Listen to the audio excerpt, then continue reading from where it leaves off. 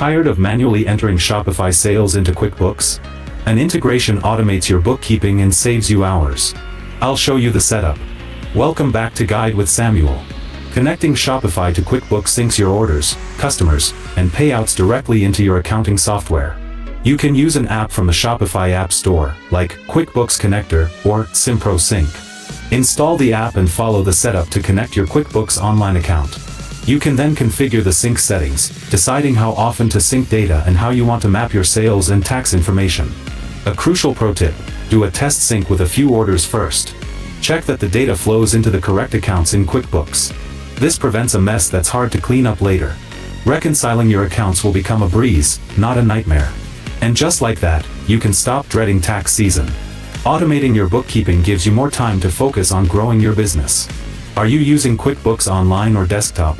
For your final question, subscribe for our next video on how to use Zapier with Shopify. Thanks for watching.